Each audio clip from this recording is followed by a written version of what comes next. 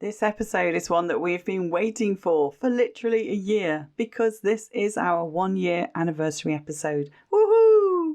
Come join me as I talk about the experience from kickoff to what next and my big announcement.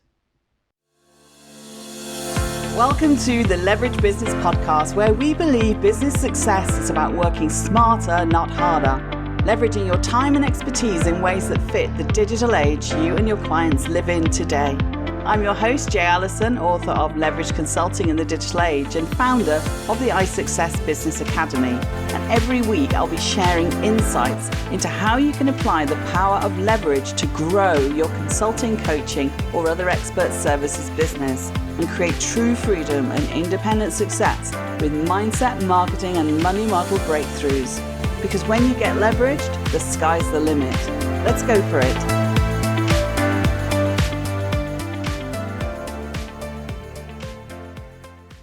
Hello everyone, and a very, very warm welcome to you. Today is special. It's the 1-year anniversary of the Leverage Business Podcast. Woohoo! 52 episodes of content about creating leverage in your business and achieving true freedom working smarter, not harder.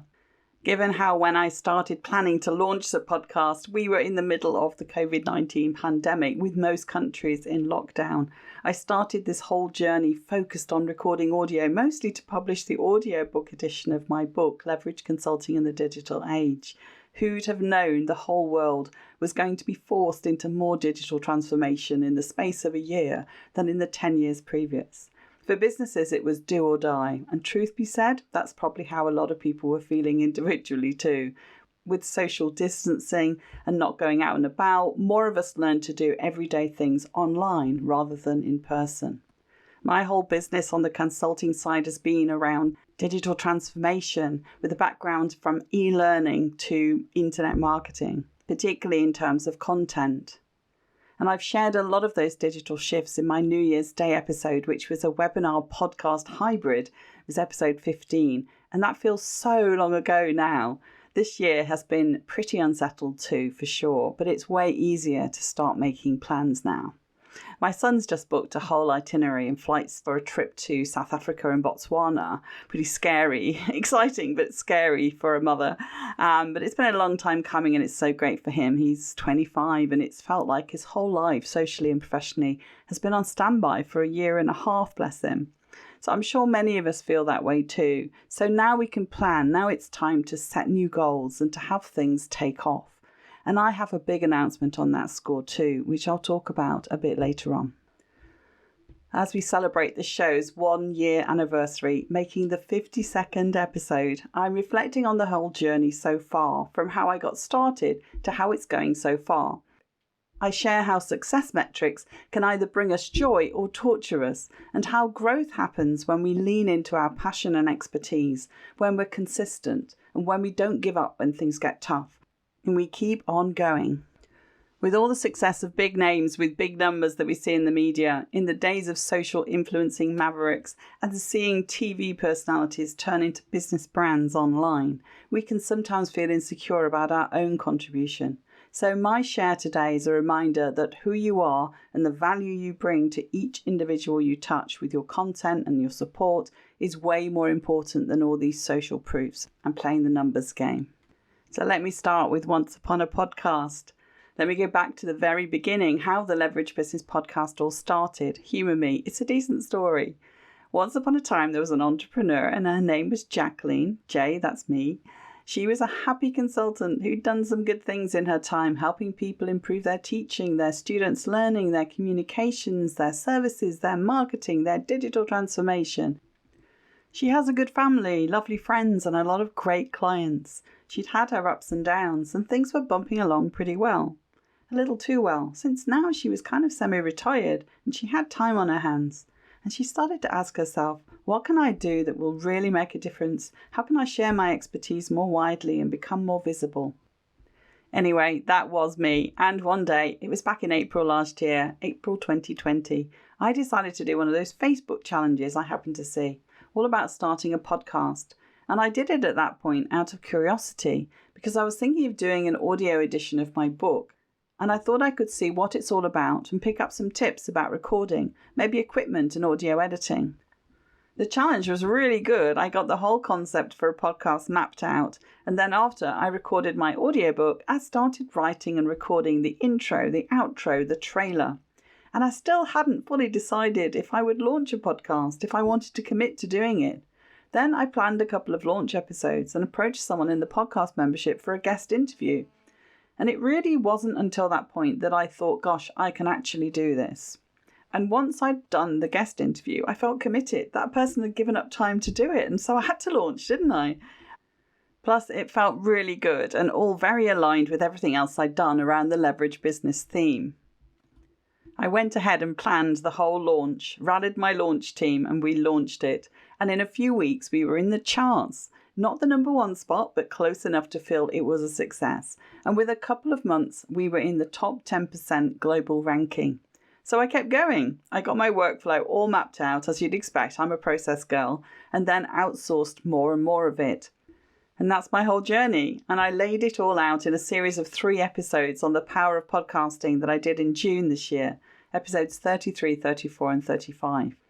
And I must have loved it since I've stuck it out for an entire year. I'm recording this episode in October 2021. And when it comes out, we'll have passed the 1-year mark of the Leverage Business Podcast being live. About halfway in, or maybe a bit more, around June, I did that 3-part series just to cover what I was doing. And I talked about the process of planning and making a podcast. I shared about the launch process too. So if this is something that you're thinking about doing, then I urge you to go back and listen to those episodes. And get back to me, ask me any questions. So let me give you some episode highlights. We kicked off with our launch on the 28th of October 2020, and what a year was that, eh? But pandemic trend gossip was leaning more and more towards the shifts people were making in their lives, what they were spending their time doing. Now we were locked out of the usual social life norms. People were turning to audiobooks and podcasts in record-breaking numbers. After I hit the publish button on my audiobook late October, because of the backlog, it took Amazon 2 months to review it and go live. In the meantime, we launched with a little old trailer and 2 episodes about the whole premise of leverage in business, working smarter, not harder, and the pursuit of true freedom that having a business should be able to achieve for you. My first guest, Andy Lopata, who I never would have met if it weren't for podcasting, he was just awesome and such a gracious guy to interview. Given that was my very first podcast interview and he's a very experienced speaker himself, it gave me such a lift. He appreciated my research and that I'd read his book.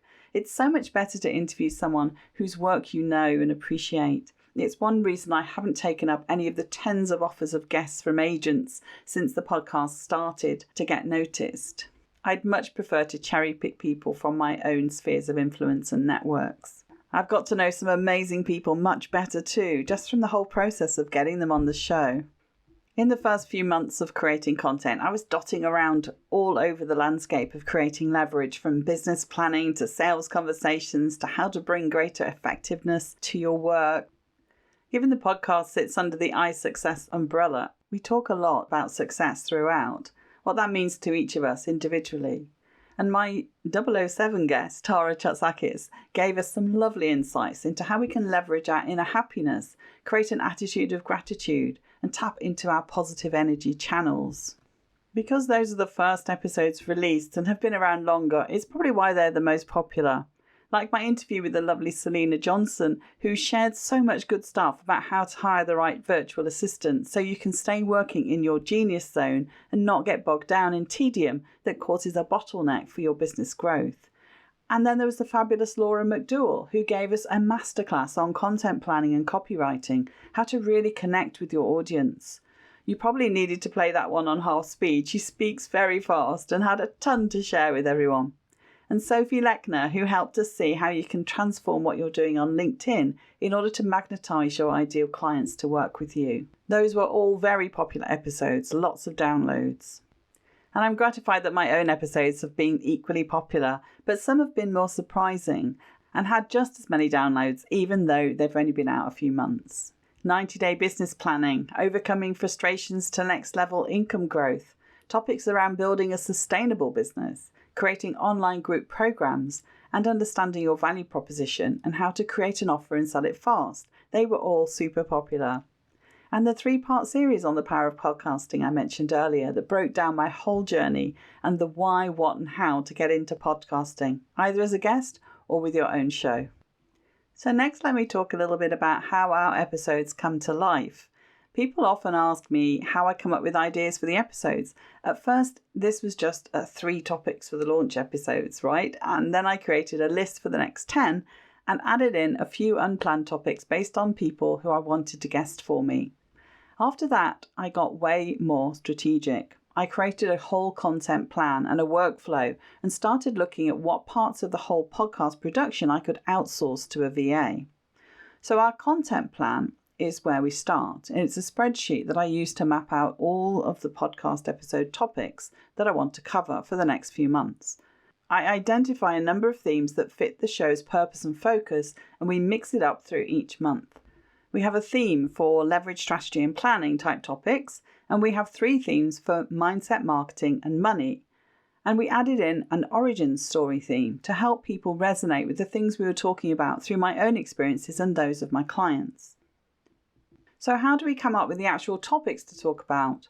Well, as some of you may know, I've been blogging for the best part of 10 years, never mind a year, but I never did that as wholeheartedly and consistently until we started the podcast. I just never really sat down and mapped it all out. It was very hit and miss, what I felt in the moment, and I rarely planned ahead. And for the podcast, it's been very different, and it got me into a way higher level of discipline and consistency. Having the 5 themes really helped. I'm just really chuffed how it all came together because what we were planning showed up quite equally across those different themes. And we can see all that in our content plan because the content planning spreadsheet is all color coded. So the reality matches the plan, which I think is very good, very cool. Another thing people ask me a lot is how I actually produce an episode. Well, that's changed a little bit from when I first started. In the beginning, for every episode, except our guest interview episodes, I create an accompanying blog post as well. Funny enough, in the early days recording the podcast, I used to write the article first and then record the podcast from the script. As I eased into the role of podcaster, I started writing less of a script and more of an outline, and then would use the audio to create the transcript for the blog article. So the other way around. To be perfectly honest, I still prefer to work up an article first. That's just how I process my thoughts best. But it's interesting and kind of funny how you can switch between the 2 ways around. It's just super flexible and creative, and I'll just go with whatever comes more easily for a particular topic. I think doing the interviews really helped with that whole go with the flow too. Although I'll have my structure and questions to ask my guest, I'm also just happy to let the conversation go where it goes and to dive into things a bit unplanned, then come back to the structure. It feels more natural, like a conversation more than an interview. And the 3 episodes I did on the power of podcasting, that came about because I'd been asked to do a training on starting a podcast. So I created a structure and a PowerPoint for that. Why do it? What's involved? Is it worth it? How do you make it work? How do you make an episode? All that kind of thing. And based off that presentation and all the questions the audience were asking, I turned it into a dedicated written piece that became 3 articles for the blog, and then repurposed that into 3 episodes for the podcast. I covered the whole process, how we started the show, working out the purpose, the audience, the artwork, how we structured things, the format, the technical equipment, and the workflow and outsourcing. For anyone that wants that, you can go to my website at jallison.com and either listen to the podcast episodes or read the articles. And you can find out all about me there as well, and the iSuccess Business Academy if you want to see how we run this side of the business. Not the consulting side, that's a separate website, but the coaching and mentoring and the Leverage Business Accelerator program, that's all there. Alrighty. I feel like I'd talked a lot about starting a podcast and even wrote that I was planning to in my book, but never actually acted on it right away on creating it. So I want to touch now very briefly on the importance of taking action when you're looking at a new initiative to grow your business. And you may recognize yourself in this if you've ever been in that situation where you're like, I haven't actually done the thing that I keep telling people I want to do. You know, it's not a really great feeling. You feel like a fraud, you feel guilty, and that feeling became a now or never kind of procrastination for me. By the time you get ready to sit down and hit record and you're like, I've got my podcast plan done and I know what I'm going to talk about. I've got my launch episode scripts done and I've got my big microphone all set up on its stand looking uber impressive. I've recorded my intros and outro. It was like, I'm ready. It's all going to be great. I'm so ready. And then at that point of actually doing it, and in my case, staring at the lens of a webcam because you're doing a Zoom call with your guest at the same time, it's like, what the hell am I doing? How did I get here? And then you hit record and everything in my body was saying, no, what the hell are you doing? This is nuts. I can't do this. Keep playing small. Stay in your comfy consulting world. You don't need to do anything more than what you're doing. What you've got is fine. But then you're doing it. You're recording it. You're live. And even though I didn't really know what the hell I was building a year ago, I did know that I was ready to finally step into the spotlight and be more visible as a coach in the online space, instead of a consultant or a mentor behind the rails of my clients' meeting rooms. The other cool thing is that I've had to push myself out of my comfort zone of existing knowledge and skills. I know that I know a lot about consulting, about business, about marketing. I'm ace at sales conversations. I close a big majority of prospects, but I'm also a lifelong learner, and it used to be how I ended up procrastinating on new initiatives because I felt I needed to know more so that I could succeed first time. And with wisdom, I appreciate that I can't ever know everything there is to know. We have to build the plane as we fly it. That's a term I now use a lot. Get started and learn as you go along. Given the fact that so much has changed with podcasting in the last year, I'm really glad I started my podcast when I did, because audio really is the place to be. And now with doing so much coaching one-to-one and showing up contributing in groups and masterminds, I just feel way more solid in my knowledge and abilities to help people. And I know that that comes across in my show as well. One reviewer mentioned that explicitly, that my warm confidence yields trust. Jay Allison's warm confidence gives you trust that she knows what she's talking about and must listen. And incidentally, it was the podcast queen, Anna Parker Naples, the person that got me started in podcasting in the first place, who wrote that. So getting that review was a defining moment. It felt like I'd made the cut.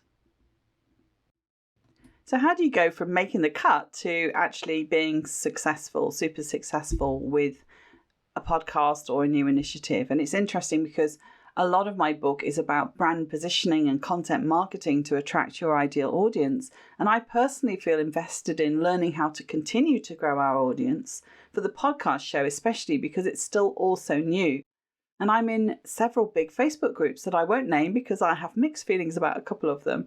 But there are a few thousand people in these groups, and it's really fascinating reading through the posts and comments and following the threads. And I found myself comparing our show to other people's. And especially as I haven't really pushed the Facebook group that sits alongside the book, the blog, the podcast, I haven't really done much with it. I found myself comparing my Facebook group to everybody else's. And it's a nice group of people I actually know personally from business networks, but none of the members post much, me included, recently. And I thought I should do something about it. I should learn more how to grow a Facebook group. But quite frankly, I don't need it. It's not what I'm focusing on right now. And so, of course, that shows the group is not growing.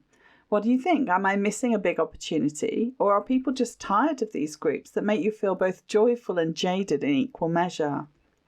A lot of the times I feel like I'm doing a good job.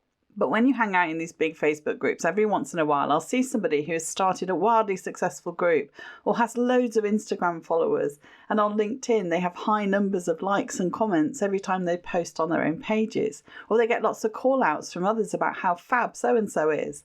They share news about their crazy podcast stats, tons of downloads and great reviews. Or they're up in the charts and I'll feel a little envious. But this isn't a sour rant, because if I step back without judgment and I observe it, certainly the podcast groups I'm in, it's fascinating to see all the different stages that people are in with their podcasts. So, you can't expect to compare what you're doing after 1 year with what somebody's been doing for many years to build a huge audience. Doing something like a podcast, it's a long-term strategy. You have to be in it for the longer game, for sure. And I wonder how I'll feel when we get close to 100 episodes. For those who follow Formula One racing, it's like the other week we witnessed Lewis Hamilton winning his 100th race and everything it took to get there. And 7 world championship titles and he's still loving it, always pushing for the win. And that's me with putting content out there. I'm always looking to make that connection, to make that difference. Not that numbers mean anything, and he says that too, and it makes me smile because I think those numbers do mean a lot. It's a very media-hyped industry, Formula One. Anyway, I remember when I hit our 50th episode, and now it's our 1-year anniversary episode, and it's like, so what? Who cares? So I don't even know if you listeners care about that. That's a whole other topic, celebrating milestones and what it means. But it's probably only meaningful to us, not to anyone else really. This trend that's ever increasing on social media to share everything, to brag humbly, of course, it's a little bizarre celebrating these milestones, but it's also super important.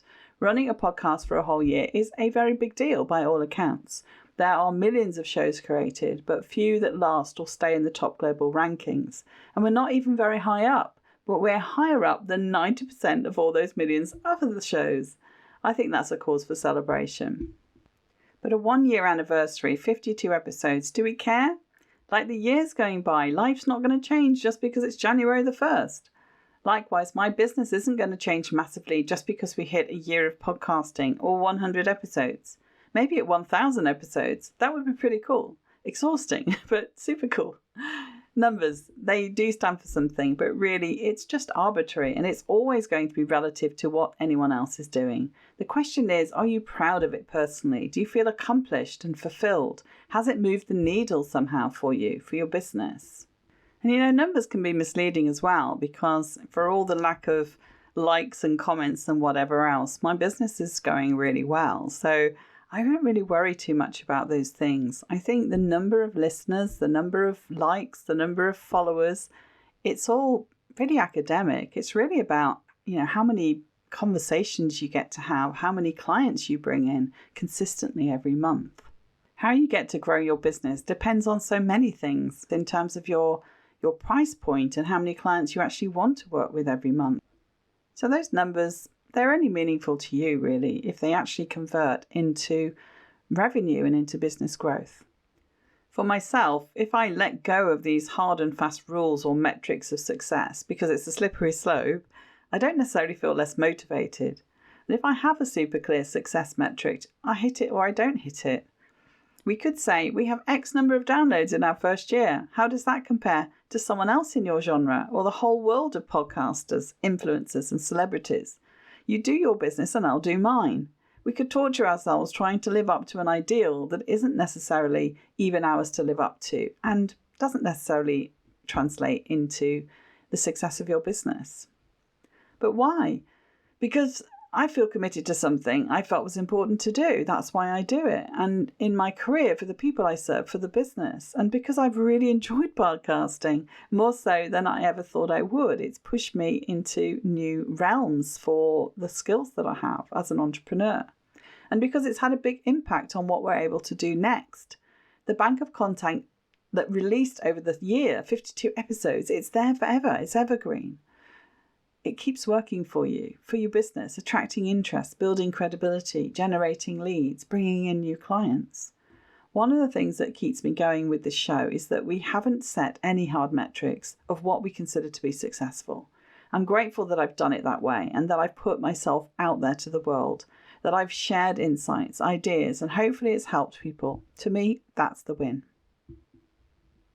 So we could talk about how long success takes. And another part of the point about success and metrics is that just because you're doing something for a long time doesn't mean that you're going to have success from it, nor does it mean that you have to keep going or not play around with the formula. Now and again, I'm like, should we be doing one episode every week? I feel like we're in the habit of it, but I'm not sure that we need to be doing it weekly. It's not like these are 10-minute episodes. They're substantial pieces, right? Certainly, from a workload point of view, it sounds appealing to do less. But one of the things about doing this show, as I said before, is I actually enjoy it. And the longer I've been doing it, it's felt fluid and easy. We'd gone a whole 44 episodes consistently, one every single week without fail. And quite frankly, more than once or twice, I'd felt a little up against the wall to bash another one out. And it was actually my son who said, you don't have to do one every single week. A lot of podcasts don't do that. They don't even do it regularly at all. And he said he just picks up a new episode whenever it gets released. He doesn't stop and think, hey, he skipped a week. I just listen to them when they come out, he said. I'm happy to wait.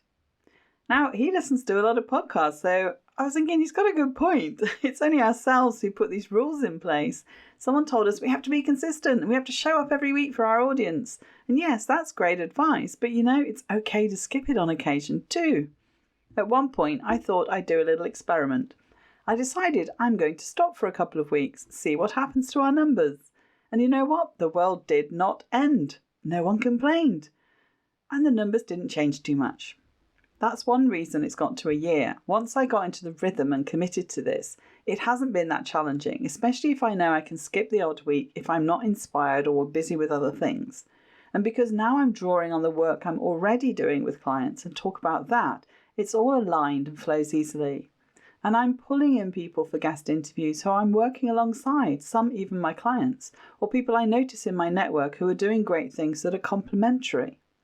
There are certainly days when I don't feel like writing or recording, and sometimes I can feel very up against the wall because my runway of having 6 episodes in the bag and ahead of us starts to run out. But energetically, when I look back over a lot of the content I've created over the years, I would say the show is probably the easiest kind of work I've ever worked on, and that I actually really enjoy it too. And we don't have fancy smanchy podcast agency doing our work. I have a couple of VAs who help with content and audio editing, but I also can do it myself. That's how I started.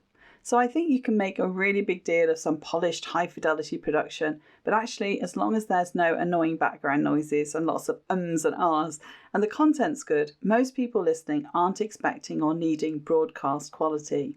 What do you think? I've never had anyone say to me the quality of the sound isn't good. I've had a few people tell me I have a lovely tone to my voice, and a couple of audio editors looking for work tell me the sound isn't as good as it could be. Well, yeah, sure. Do I need to spend $4,000 a month on podcast production team? No. But please let me know if you, my lovely listeners, think we should. The thing that I find interesting too is if I step back, even with this episode, hopefully someone is finding value in it. The most important thing is there wouldn't be much point being here and talking into this microphone if it weren't for the listeners. So downloads are important in that respect.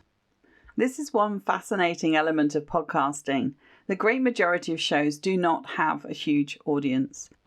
So I think when you're getting going, it doesn't matter if you miss getting the odd episode out. That's why most people give up. I've seen metrics, especially in the groups that I'm in. A lot of people get really small numbers of readers or listeners. And that's when I'll feel a little gleeful. I'm like, we have 10 times what this person gets. And for a moment, that'll make me feel good. But most of the time, it's the other way around. I'll see some people have continued to build and got in the top 1%. We're still only in the top 10%. But given the number of podcasts launched is growing exponentially, harks back to the stats showed in episode 11 and 33, that means we're above the other 90%. So yay! Out of 2 million plus shows, that's a pretty big deal. But in all honesty, I focus less on the numbers and more on first, creating really good content that meets my audience where they're at, and second, on the long game commitment. Those are my rules. Consistency comes a close third, but third place nonetheless. If we go back to this idea of our metrics of success, then I'd say followers, listeners, download, it's all very fluid. When I step back in time, 2020 BP, before the podcast, the key thing has been the importance to taking action and getting started. That's not to say we haven't had to move through the ups and downs. I've seen a lot of ups and downs with the podcast.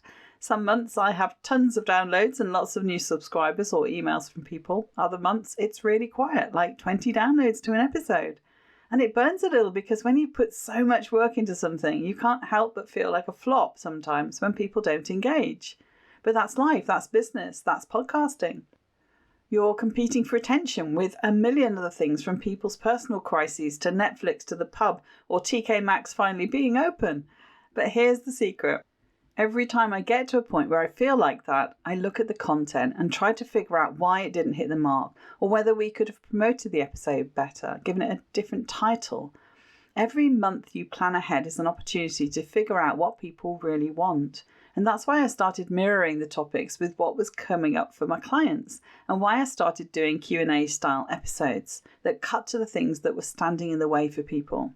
The ultimate leverage is using time twice. The content kept rolling, and for some topics I based the content around stuff from my book or stuff coming up on LinkedIn or in Facebook groups or questions I get from clients.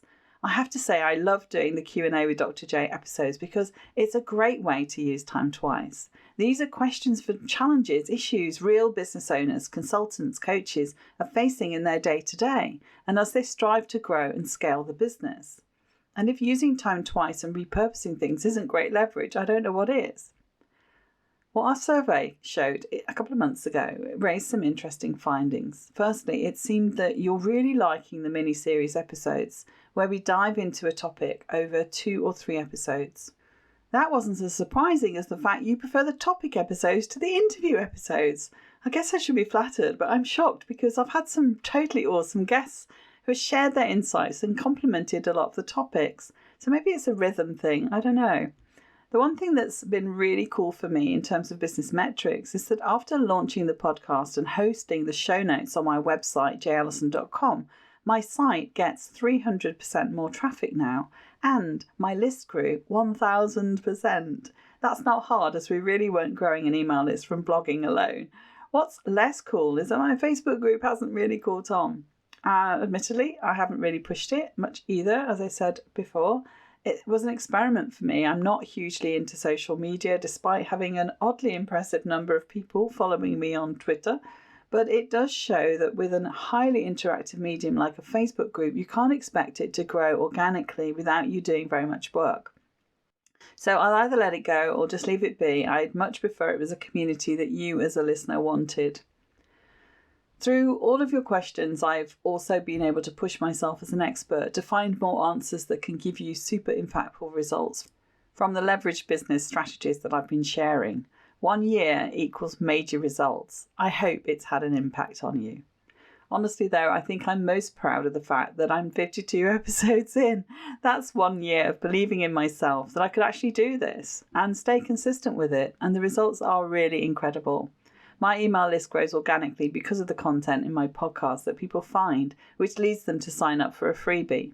I'm also excited about my super amazing clients who are loving the podcast and just as excited to work with me as I am excited to work with them. All the things I've learned and all the things that you hear about online marketing are true. The more consistent you are and the higher the value you provide to your audience, the more likely they are to want to hire you or give you money. And this year is 100% proof of that. Podcasting ticks both of those boxes. Let me tell you a little bit about this time last year. A year ago, just after I launched my podcast, I took on a contract with a Canadian company to do business coaching on their top tier program. It's called ACES. And I wasn't saying never come back to my own business, the iSuccess Business Academy. I was saying hold on for a while. And I continued to take on a few consulting clients of my own and launch a new group program, the Leverage Business Accelerator, that you see now, which accompanied my book, the diagnostic assessment and the podcast. Everything was beautifully aligned, but I couldn't resist working with this company because it was a chance to work alongside Danny Inney, who I'd known for close to a decade and is very much in tune with my own values and how I see the world of education and business shifting and merging. My Leverage Business Accelerator program is built upon the same iSuccess framework I write about in my book and that I've been using for many years with my consulting clients, small to medium-sized businesses and corporate clients, in fact, who are looking at strategic marketing. And this coaching role aligned very well with my existing work and was a chance to work more with solo entrepreneurs, solo professionals who, for one reason or another, have decided to go it alone, fire their boss and take up self-employment. In fact, a lot of the clients in that program in ACES are not solo entrepreneurs, as it turned out, but I work across all kinds of different size businesses and in all kinds of countries, and it's really exciting. Because these are all people who are awesome at their areas of expertise, but need help with business strategy and planning for growth. Whether you're at the start of this and need help to clarify your offer, or you've done your market research and testing and need help to package your offer and get it out to market, or you already have a sellable offer and clients and are having trouble to grow and scale the business, We work with you on the digital transformation side of it. And I finally reached the place where I'm really playing in an area that was true to me, in my zone of genius. 4 to 5 years of working with entrepreneurs and all their challenges made me realise the 3 things that business owners really struggle with: mindset, marketing, and money. And you guessed it, that's what my podcast is all about. So how to make sure you're building a business that's both profitable and sustainable for you as an individual. That gives you the income and impact you want, but doesn't kill you. Or put a better way, makes you feel fulfilled and in alignment with your calling, and not such a crazy 60-hour work week running your business that you can't take time off. As I talked about in my interview with Sarah Cook in the last 2 episodes, the goal is to have the time, money and freedom to do the things that make you happy, whether that's time with family and friends, spontaneity to go out for walks or have days out, and to be able to buy stuff when you want or need it, be able to help others out, not just the bank of mum and dad kind of thing, but charities, investments, as well as fun things. You know, law of attraction things never used to land with me, and now I'm into it because it does work. It's worked for me for a full year now, and it's very cool. The whole of 2020 was weird for most of us, right? Everything felt very uncertain. It was impossible to make plans in most aspects of our lives, but there was a feeling in my gut that I should keep going on the leverage business work, and that included actually pulling the trigger and finishing and publishing the book, launching the podcast, and creating the Business Accelerator program. And I was really looking forward to the opportunity to create something that I felt super passionate about and super committed to. And I did it 1 year on, and I've loved it. Now it's time to do some other awesome thing. So my big announcement is this. In the next year, I'm looking forward to welcoming a new group of iSuccess achievers. If you haven't got the results you want yet for your business, I do hope we can work together to get you moving forward, or rather onwards and upwards. My big announcement is that I'm offering a special opportunity to work with me on a 90-day business acceleration project of your choosing, in a one-to-one rather than in a group. I'll be talking about it in more detail next week, but for now I'll just say up front that I genuinely only have 6 places to offer. That's not some scarcity tactic, it's just that's the time and space I have, and any more it would compromise the work that I do with each person, and I'm only offering it for people who want to talk strategy and dive into implementation in December starts. So there's an application process for this. It's not a button you can click. If you're someone that likes to ease into the holidays and then accelerate in the new year, you may miss out. I may do it again in the new year, or I may not. I'm opening up a special door for you to access my Leverage Business Accelerator and have the chance to go through the program working with me one-to-one. As I'm currently working with individuals in another acceleration program and people are getting really amazing results, it makes sense and it's a great opportunity for you to get the personalized support that you need, whether that's coaching, mentoring, accountability, implementation help, bit of tech support. And I can tell you it'll be at a very affordable group program price, even though it's one-to-one.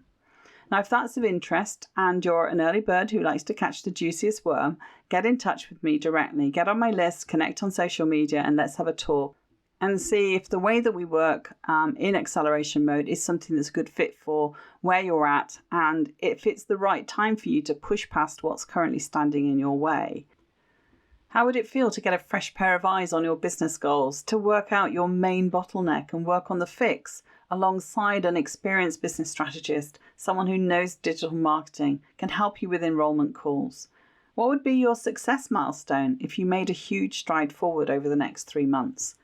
Book a call with me and we'll have a conversation, even if it's just to get some clarity on what your next best steps should be. Right now in my life, one-to-one is how I'm rolling. I personally don't want to do that much marketing and launching to fill a group program because it burns me out. And I have that with a lot of my clients as well. And I'm busy enough working with my ACES people. So it's more of tuning into my energy levels, what energizes me and what drains me. And when it comes to energy, I have to decide what kind of work is most worth it. And although I'm a huge fan of having a big vision for your business and your life, I also feel we all need help with getting some short-term wins because the long-term plans can shift so much. If we've learned anything in 2020, it's that we don't know what's around the corner. Speaking of plans, remember back in March and April 2020, our political leaders were telling us that the pandemic was not going to last that long, to go ahead and continue making plans for the future. And the scientists were saying, hold on a minute. And the people, we were just confused and anxious, right? Some of us were ahead of the game, others waited. What kind are you? Here we are approaching the close of 2021, and I don't even know what the holidays are going to be like for people. Celebrate new opportunities or stay home and tighten our belts? My advice is simple. We don't know what's around the corner, but it's not going back to normal anytime soon, if at all. We are now more than ever before in the digital age. The world is now online, and that's the place to be. So if you need some help moving your business into a successful online operation, then let's talk. So with much movement towards online and digital, the marketplace is what we make of it. Don't wait for your life to start again. Don't wait for your business to pick up. There are things everyone can do in the short term to get momentum and build for the long-term success. So thank you, lovely listeners. I hope that this has been a helpful journey through a year of podcasting. I just want to say thank you to those who've been listening over the last year, following along, sharing your feedback and asking questions. I love it. You really have made me feel like the work I put into the Leverage Business podcast is worth every second. And I'm so thrilled that I've been able to help many consultants, coaches and expert practitioners and small business owners over this past 12 months and to have the impact and success I wanted from doing the podcast. So thank you again. It's been amazing. And I hope you'll stay tuned with me and my wonderful team for the next year. If we get to work together, even better. So that's it from me for today, 1 year anniversary. Go to the show notes, find all the links back, get my free stuff, find the application for joining the Leverage Business Accelerator if that's of interest to you, and feel free to connect with me. All the links are on there. So take care till the next time. Ciao, ciao for now. Thank you for listening to the Leverage Business Podcast. Want to create leverage in your business? Did this episode provide some insights and ideas to be thinking through? If so, subscribe so you get alerts when the next one's released. If you want to learn more or would like help and support with building a leveraged business that achieves true freedom for you, then head over to jallison.com/podcast to find all the resources and links that go with this show on my website and to join our iSuccess community. And if you're enjoying our content, it would be great if you could pop into Apple Podcasts or the app you listen from and leave me a rating and review. Everyone makes a difference to improving our rankings. So thank you if you've done that already. I appreciate you. So hey, that's it. Thank you for listening. I hope you've loved this episode and have some great takeaways to be thinking through. I wish you a pleasant, productive and profitable week, and I'll see you again next time for another episode of the Leverage Business Podcast.